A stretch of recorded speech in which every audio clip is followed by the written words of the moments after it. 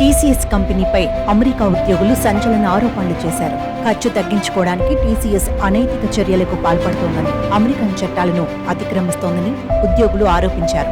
తమను తొలగించి తమ స్థానంలో ఇండియా నుంచి టెక్కీలను నియమించుకుంటోందని తీవ్ర విమర్శలు చేశారు. ఇప్పుడు ఈ విషయం అటు అమెరికాలో ఇటు ఇండియాలో చర్చనీయాంశంగా మారింది. H-1B వీసా ద్వారా తాత్కాలికంగా నియామకాలు చేపడుతుందని అమెరికా ఉద్యోగులు అంటున్నారు. అమెరికాలో ఈ కంపెనీ ఉద్యోగులు మొత్తం 22 మంది ఉంటూ మిగతా ఉద్యోగులు మొత్తం ఇండియా టెక్కీలే అంటూ ఆరోపణలు చేస్తున్నారు.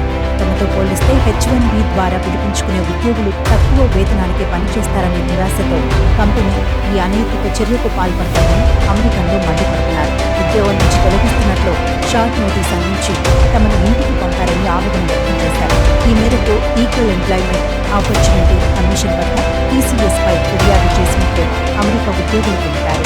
అమెరికాలో దాదాపు 12 రాష్ట్రాల్లో టీసీఎస్ కు పనిచేస్తున్న ఉన్నత విద్యావంతులను, సీనియర్ ఉద్యోగులను ఇంటికి పంపించి వారి స్థానంలో ఇండియా నుంచి వచ్చిన H-1B వీసా హోల్డర్లను నియమించుకుంటోందని ఫిర్యాదులో పేర్కొన్నారు.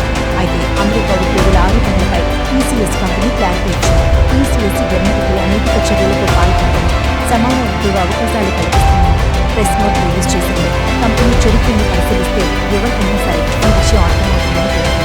ఇలా ఉంటే ఆర్టిఫిషియల్ ఇంటెలిజెన్స్ లో అవకాశాలను అందిపుచ్చుకునేందుకు టీసీఎస్ దాదాపు 3.5 లక్షల మంది ఉద్యోగులకు శిక్షణ ఇప్పించినట్లు తాజాగా వెల్లడించింది.